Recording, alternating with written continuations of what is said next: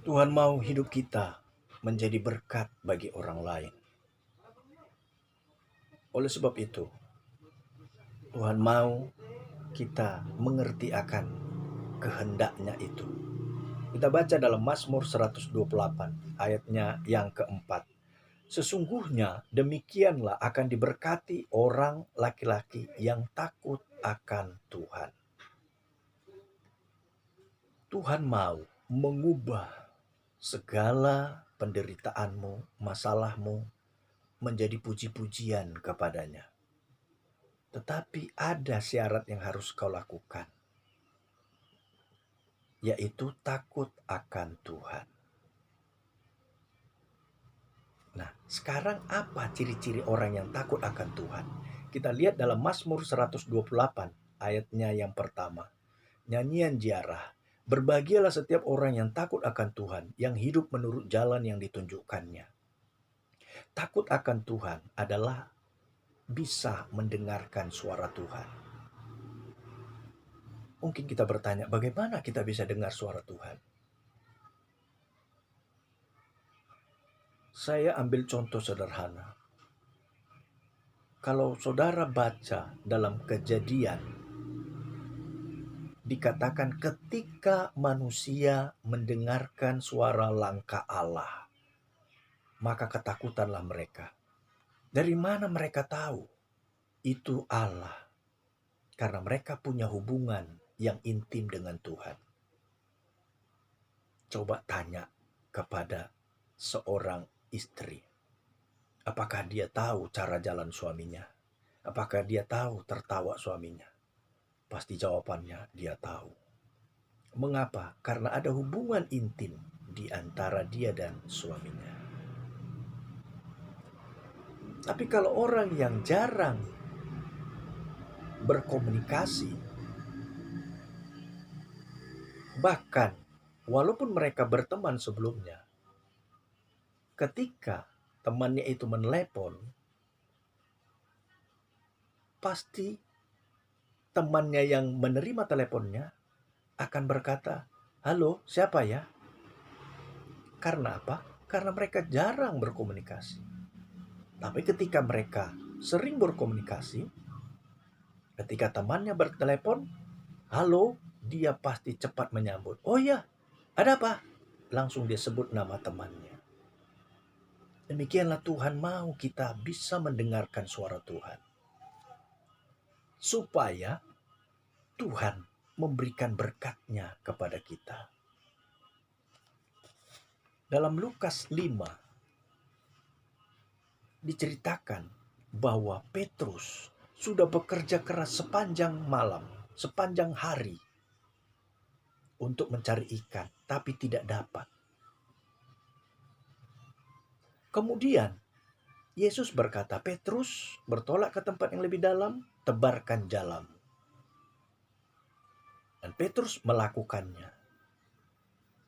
Petrus pun mengakui bahwa mendengar suara Tuhan itu adalah sesuatu yang sangat penting. Makanya dia berkata, "Karena engkau yang menyuruhnya, maka aku melakukannya."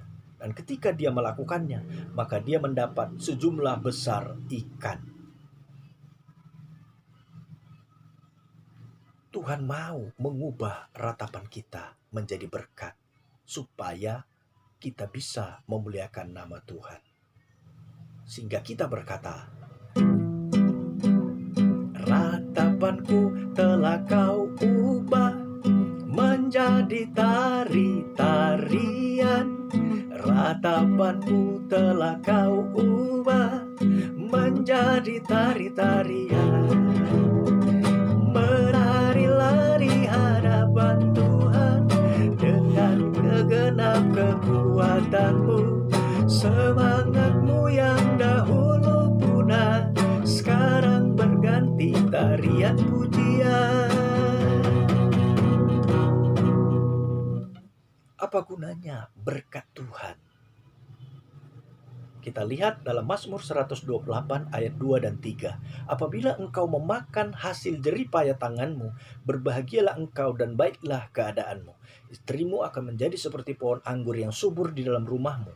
Anak-anakmu seperti tunas pohon zaitun sekeliling mejamu."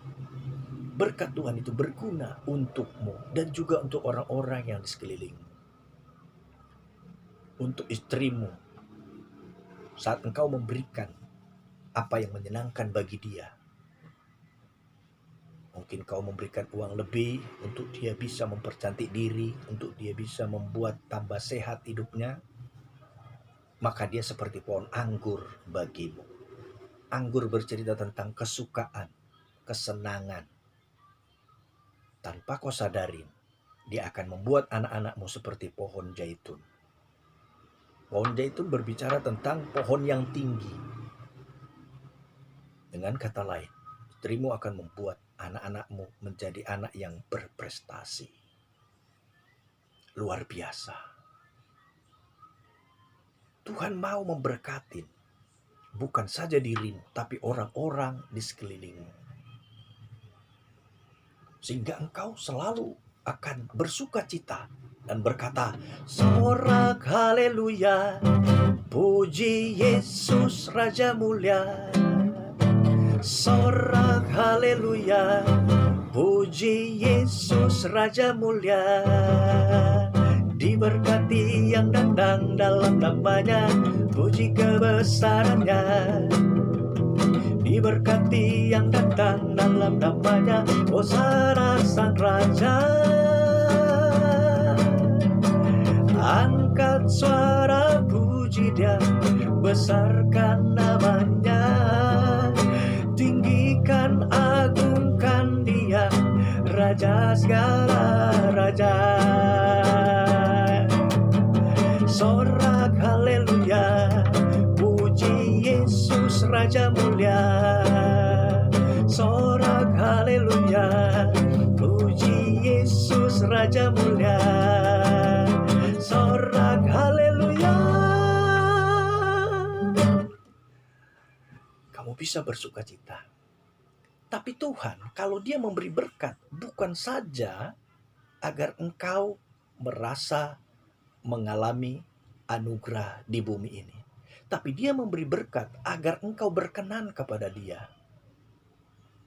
Kita baca Mazmur 128 ayat yang ke-5 dan ke-6. Kiranya Tuhan memberkati engkau dari Sion, supaya engkau melihat kebahagiaan Yerusalem seumur hidupmu, dan melihat anak-anak dari anak-anakmu, damai sejahtera atas Israel. Dia mau engkau ada di Sion. Sion itu secara etimologi artinya tidak terang. Tapi kemudian Daud membuatnya menjadi kota Daud. Dan kita tahu Daud sendiri adalah pemazmur yang diurapi oleh Allah. Sehingga kemanapun dia pergi berperang, dia selalu menang. Dan Daud menjadi orang yang sangat disenangi di Israel. Dengan kata lain, Tuhan mau membuat engkau dari yang tidak terang menjadi orang yang disukai oleh Tuhan. Sehingga dikatakan, biarlah Tuhan memberkati engkau dari Sion. Jadi perubahan hidupmu itu yang membuat Tuhan semakin memberkatimu. Dan kemudian lihat di situ, supaya engkau melihat kebahagiaan Yerusalem. Yerusalem itu adalah kota yang kudus, tempat yang kudus. Dan Salomo membangun bait suci di Yerusalem. Artinya, hidupmu semakin hari semakin berkenan kepada Tuhan. Sehingga engkau melihat kebahagiaan orang yang menguduskan diri untuk Tuhan. Dengan kata lain, Tuhan mau memberkatimu agar engkau menjadi orang yang disenangi oleh Tuhan. Dan lihat kebahagiaanmu. Anak-anakmu mengalami damai sejahtera. Bukan saja anak-anakmu, tapi anak-anak dari anak-anakmu. Luar biasa. Tuhan mau engkau hidup di dalam anugerahnya yang sangat melimpah. Oleh sebab itu, mari jadikan Tuhan menjadi sesuatu yang sangat engkau agungkan dalam hidup ini. Sehingga engkau berkata, ku buka hati,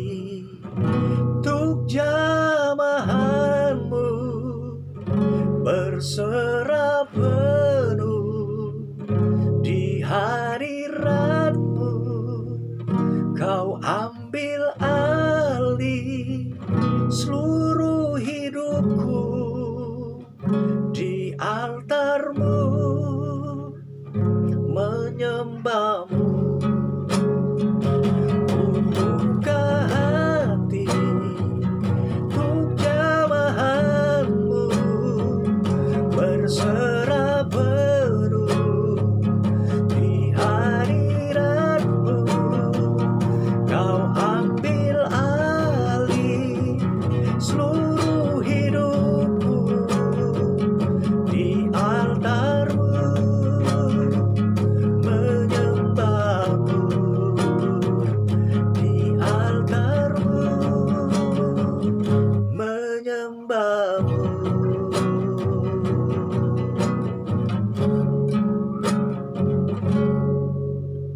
Mari kita berdoa. Tuhan, biarlah damai sejahtera-Mu turun atas setiap kami, sehingga Engkau memberkati kami berlimpah-limpah, dan dengan berkat yang daripada-Mu, kami bisa mempermuliakan nama-Mu. Dan bahkan Tuhan, kami mohon dengan kekuatan-Mu, supaya kami bisa menguduskan diri kami untuk dapat menjadi pribadi yang Engkau senangi, supaya fokus hidup kami di dalam dunia ini hanyalah untuk menyenangkan-Mu, supaya nama-Mu dimuliakan. Kami percaya Engkau ada bersama dengan kami semua. Di dalam nama Yesus kami berdoa. Amin.